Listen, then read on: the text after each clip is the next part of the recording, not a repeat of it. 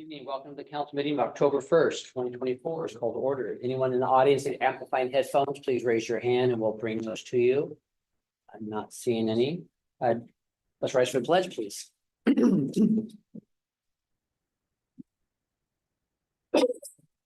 pledge of allegiance to the flag of the United States of America and to the republic for which it stands, one nation, under God, indivisible, with liberty and justice for all.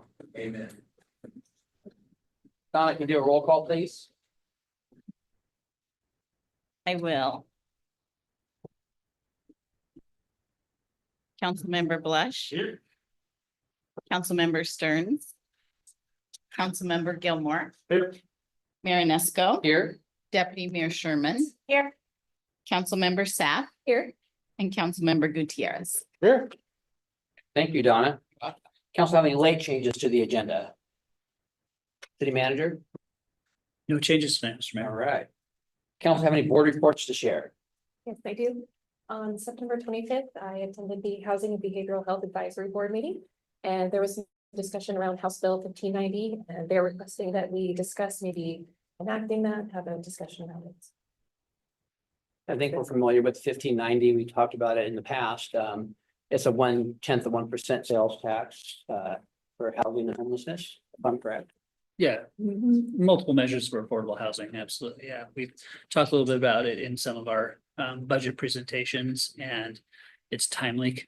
Councilmember Sapp, I intended on bringing that forward next week at the study session to at least give the council kind of the first blush at the, at some of the facts regarding the measure and what the opportunities are for council, how it could be utilized and for, I guess, further direction on how you'd like staff to proceed. Sounds good. Right. Anyone else? All right. Are we ready for reading the consent agenda? Yes. All right. Donna, will you please read the consent agenda? I will. Vouchers numbered 111-564 through 111-618 and EFT payment numbers 662 through 685 in the total amount of $397,303.18. We have one resolution, resolution number 1349-0924. A resolution of the Council of the City of Shelton, Washington, accepting the Civic Center exterior project as final and complete. Thank you, Donna. Is there a motion to approve the consent agenda as read? Mr. Mayor, I move to approve the consent agenda as read. All right, we have a motion and a second to approve the consent agenda as read. All in favor, say aye. Aye. Opposed? That motion carries. All right. The council invites the public to make comments on matters of city business. Comments shall be made to the entire council, not the individual council members. Please refrain from any personal or disrespectful remarks that create disruption of the meeting. If unreasonable disruptive conduct continues, you'll be asked to leave the meeting. Donna, do anyone signed up for public comment? Yes, we do, Mr. Mayor. Our first speaker is Kathy McDowell.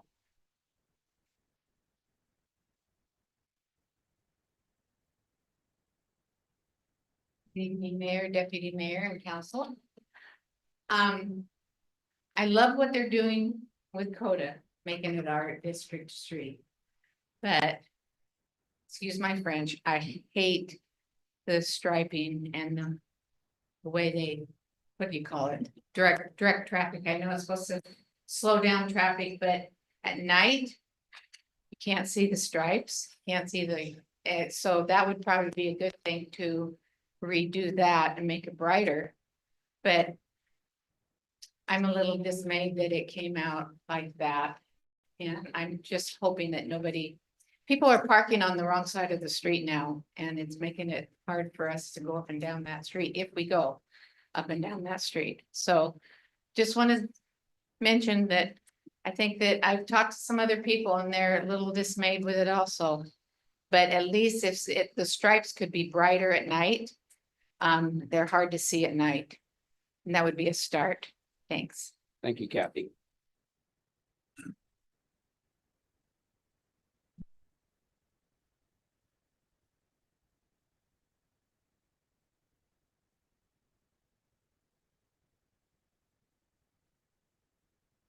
Okay, next we have Susan Kirchhoff.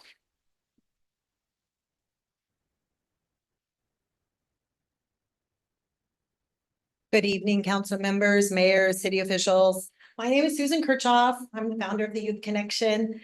As you know, we have drop-in centers both here and in Belfair, and we service young people from the ages of 12 to 24.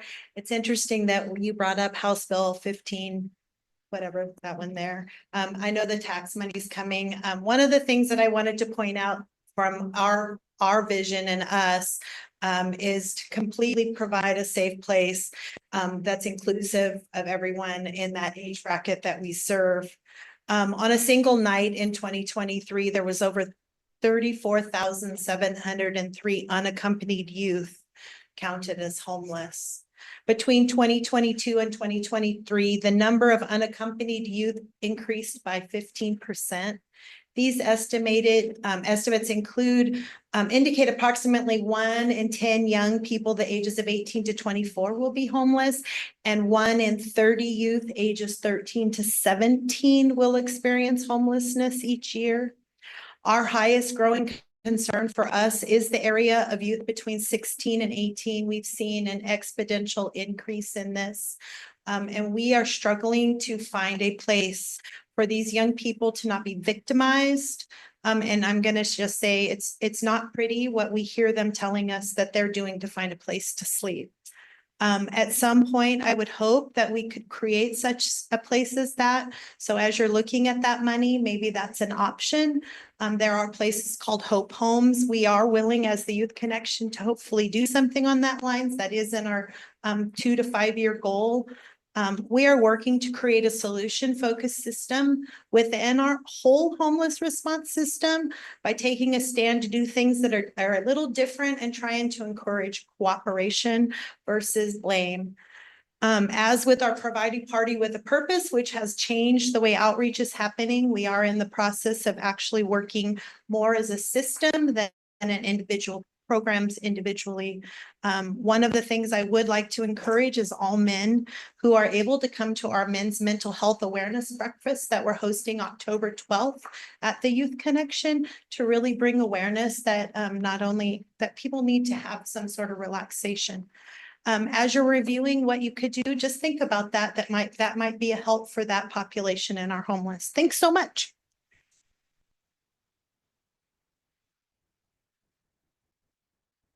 And Mr. Mayor, we also have Bill Scholl, but he would like to speak after the proclamation. Okay. And there is no one on Zoom that has their hand raised, so that is it. All right. We have one presentation this evening, a proclamation of the White Cane Awareness Day, and Miguel Gutierrez, council member, is going to read that for us. Thank you, Mr. Mayor. This is the City of Shelton's White Cane Awareness Day proclamation. Whereas the white cane, which every blind citizen of Shelton, Washington, has the right to carry, demonstrates and symbolizes the ability to achieve a full and independent life and the capacity to work productively in competitive employment. And whereas the white cane, by allowing every blind person to move freely and safely from place to place, makes it possible for the blind to fully participate in and contribute to our society and to the life that they want. And whereas every citizen should be aware that the law requires that motorists and cyclists exercise appropriate caution when approaching a blind person carrying a white cane. And whereas Washington state law also calls upon employers, both public and private, to be aware of and utilize the employment skills of our blind citizens by recognizing their worth as individuals and their productive capacities. And now, therefore, the city of Shelton does hereby proclaim October 15th, 2024 as the White Cane Awareness Day in the city of Shelton. Should be signed on this day, August first day of October 2024 by Mr. Maronisco. Thank you. Bill, you like to say some words?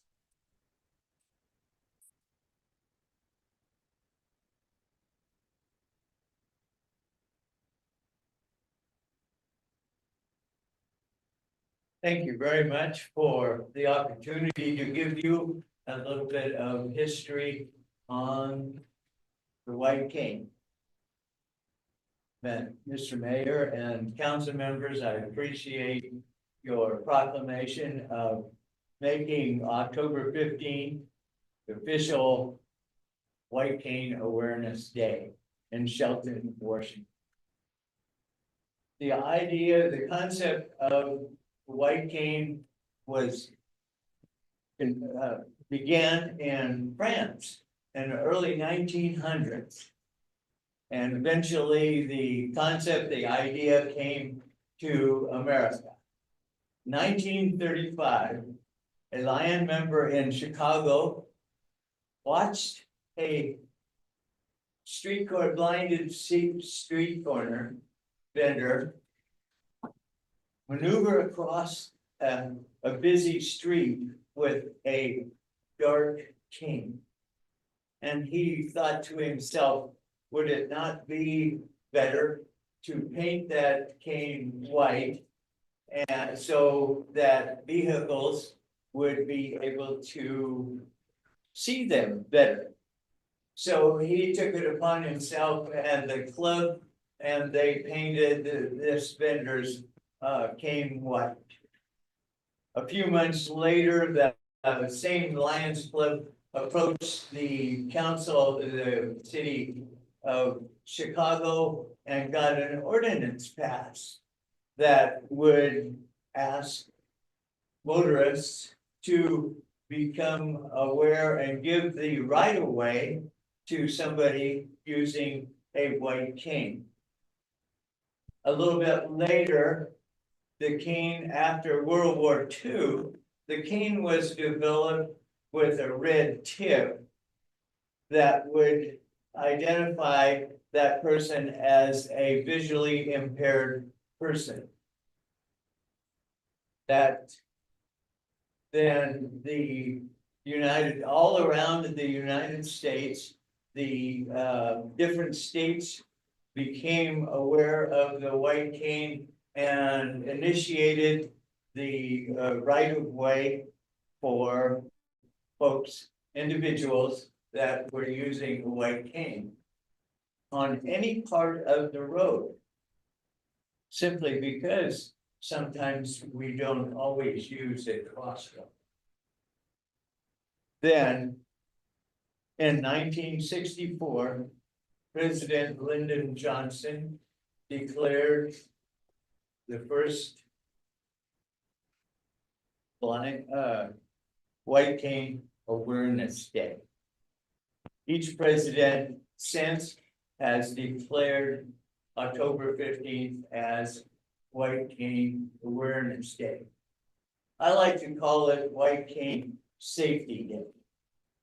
Simply because when I use this, I feel much safer, not only walking on the streets, but in using this cane in local buildings. By the way, there are very different canes. This particular cane is called an indoor cane, simply because it's shorter. I don't have to have it quite as far out and trip people with it. Then I have a longer cane I use out on the road. Now, that's the history of the white cane. But I would like to bring to your attention a grassroots movement that is happening throughout the United States and even up into Alaska. And this grassroots movement is a presentation to elementary students on how and why individuals use a white cane. The name of it's being presented through a book, a children's book that is called Grandpa's White Cane. This book has been presented here to all of your third grade students in the Shelton area. Well, maybe not all, South Side, all of Shelton and Pioneer. I understand there's some that I have missed. Anyway, you got it. Oh, you got my bag? would you, I would, share with each one of you a paperback version of this book. And I would encourage you to share it with your children, your grandchildren, and possibly your great grandchildren. This book has gone into, many other countries. And if you would like to become involved with this grassroots project, I would ask that you contact the city clerk and she will share my contact information with you. Thank you for this opportunity. And in the audience, if you would like one of these wonderful little books, please take one and share. Got it, Kathy? My helper here. She seems to know her way around this place. I don't know. All right, I will sit. Thank you, Bill. Thank you. You bet. Thank you. Right. The only item on the business agenda pertains to a bid update on water meter upgrade installations. Capital projects, Aaron Nix has details for us. Thank you. Apologize. Aaron Nix, Capital Projects Manager for the city. Thank you, Mayor, Deputy Mayor, Council. I come before you, a project that we've been spending a lot of time and resources on, and something that the city has been planning on for some time now. This project has actually been going on for a couple of years, and there's reasons why it hasn't proceeded. If these events didn't occur, the project probably would have been done already. So part of the issues, and this is systemic wide, this is throughout the state. There's been a chip shortage due to COVID, as well as COVID itself, basically put a hold on us procuring and purchasing this equipment. So fortunately, we were able to get about a $900,000 grant that helped us purchase. The council at that time, a couple of years ago, gave us the okay to proceed with purchasing new meters, boxes, because our current ones are 20+ years old and they need to be replaced. DOH, Department of Health, has very strict requirements with regard to ensuring that we are watching how much water we're using, as well as conservation and those kinds of things. So this is an important project for us. The current meters have met their useful life, and they need to be replaced. This is not something very specific just to our city. I will give you some examples, such as I've been in contact with the city of Bellevue, and they are replacing approximately 30,000 water meters. That is about a 10-fold amount compared to what we're doing. We're only going to do about 3,200. So I wanted to make you aware of that. To date, we've spent about $1.8 million on all of the new meters, new boxes, new setters. Our intention with this contract is we are going to be supplying all the materials. We're asking the contractor to just use their skills to get stuff installed. And so that's what's moving forward. 1.8 for all the associated hardware and the things that we need in order to proceed with this. We did have a bid opening on September 18th. We got a wide range. I will tell you that the bidding environment is getting better. We had 9 people submit bids, and the range is significant. It went from $948,000 to $2.5 million. So I am not ready to come forward and offer anything with regard to how we're going to award this or who we're going to award this to. This will come at your October 15th meeting. What my intent here is just to kind of educate you a little bit more about this. Again, this has been something that we have been trying to get done, and fortunately now we can procure this. I will tell you that there are several other, like I mentioned, Richland and Bellevue. I've had discussions. We kind of learned from their mistakes and include that within our specifications. Very specific instructions to help protect the city, and our hope is to limit any change orders or anything else. So if there's any questions, please please ask. Thank you. All right, do we have a motion? Mr. Mayor, I move to place the water meter replacement project onto the action agenda of the October 15th, 2024 council meeting for further consideration. All right, comments or questions? How many meters have we installed over the past couple of years? There's been about 300 to 400 that we have installed. For this particular contract, where we're asking us to install meters from 3/4 inch up to 2 inch. We do have some bigger ones.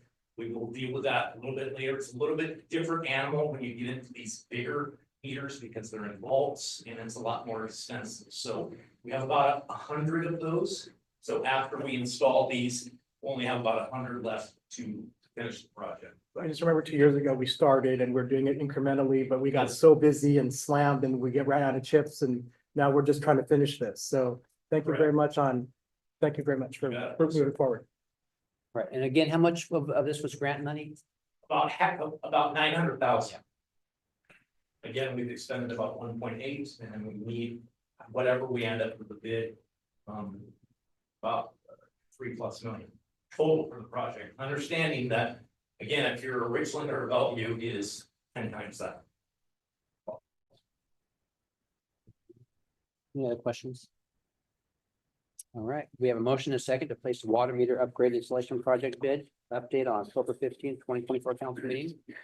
Action agenda for further consideration. All in favor, say aye. Aye. Opposed? That motion carries. There are no action items, so we'll move on to the city manager report. Thank you, Mr. Mayor, council.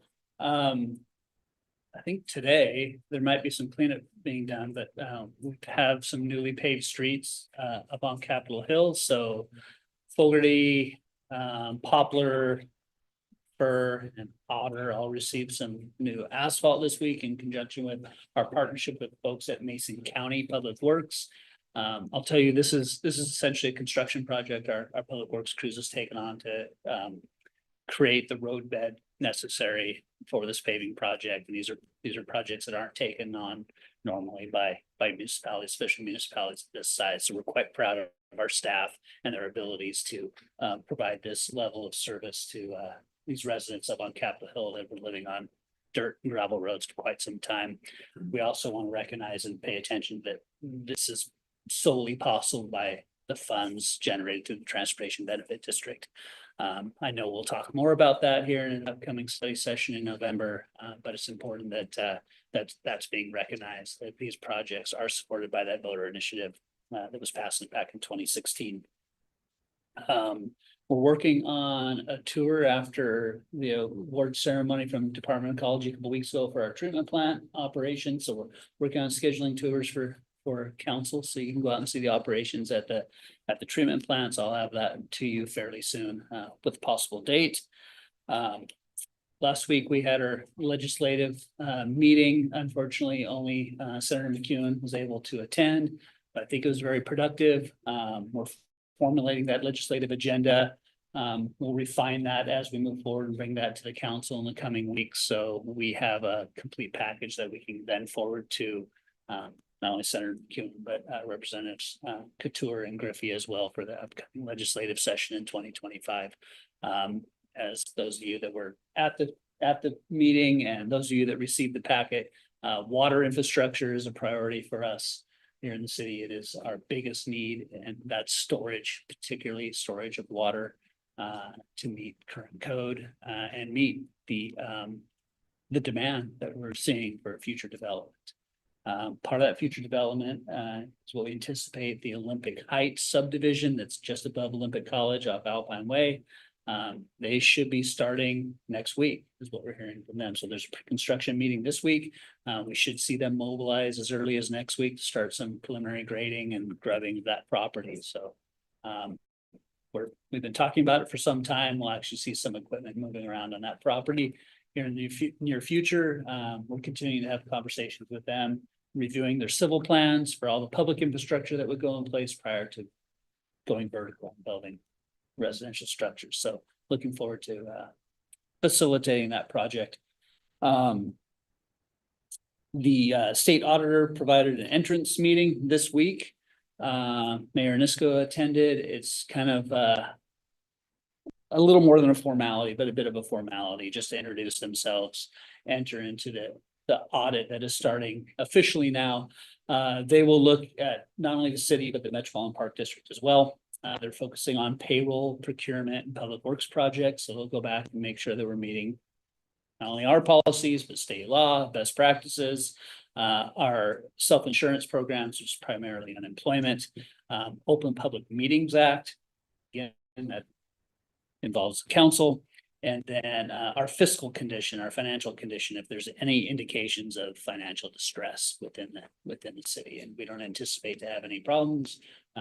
Quite proud of the regular positive audits that we receive due to the work by all of our staff, but led by our financial services department at the same time. So we should see a final report here in the next couple months. The good thing is with the hard work that our staff are putting in, it saves us some money. Their anticipated cost just for the city of Shelton for this audit is $53,000. If we have all our proverbial ducks in a row, it means it's a little less time for them spent on that audit, which means they bill us a little less. So we save a little bit of money. So we do the right work up front, save some money on the back end. So we'll have more information for you coming up. And the last thing I have for you tonight, I know I mentioned to council how we can continue to offer public participation through a virtual environment. We've done some research, looked at other communities, and I think we have a plan to bring forward to the council that would still allow the public to participate virtually, provide comment on agenda items and public comment with reducing some of the threats that we have that we saw a couple weeks ago. What we're proposing as staff is to continue using the Zoom platform. Individuals that wanted to participate within the meeting, provide comment, would register beforehand on the city's website. We'd have a form, fairly simple, name, information. You would be forwarded a Zoom link from the city clerk's office. That Zoom link would get you into that meeting. You would register with your name and the name you put on that form specifically. It couldn't deviate from that, or you would not be led into the Zoom meeting. At that time, the agenda item would come forward. You'd be recognized, you'd be muted by the clerk's office, be able to provide public comment, and then we would exit you from the meeting. You could watch the meeting beforehand and afterhand on the YouTube channel, city's YouTube channel, still be able to view the rest of the meeting. We feel this is it continues the transparency that we want for our council meetings, continues the opportunity for public comment from those that can't make it here. We need to accommodate those individuals that can't make it here. Certainly, there's different ways to do that, but we believe this still allows that flexibility for voices to be heard in front of the council at all times. So with that, we hope to institute this starting October 15th. The next regular council meeting, and we'll advertise this publicly and make sure that individuals have the opportunity to register online and find that information before the meeting. So I'm happy to provide any further context on that if any of the council members wish. Any questions on that? This is a great question. It's not specifically in our protocol manual. We don't have a specific policy to that. I want to add that to our protocol manual at some point, just so we just so we make it official and have something to fall back on. But since there isn't anything here at this point, it doesn't change, doesn't dramatically change, I guess, how that participation is being carried out. I'm comfortable moving forward if the council is comfortable at this point. Yeah. Any other Thank you. comments or Appreciate questions for the city manager? Live that moment. Yeah. So Yeah. Yeah. It's a great idea. Strategy that. Ensure it doesn't happen. We'll make sure we're flexible enough that if times change, we'll be able to change with that in the future as well. And be able to ensure that your business meetings aren't being interrupted unduly. Thank you. Any new items for discussion? I would just like to offer our thoughts and prayers to the states and people affected by Hurricane Helene. It's been one of the most perfect storms, I believe, that we've seen in our lifetimes, and I just wish everybody the best over there. So All right. Our next meeting is scheduled for Tuesday, October 15th, 2024 at 6 P.M. We also have a study session October 8th at 6 P.M. This meeting is adjourned at 6:30 P.M. You said 30 minutes. Look at you.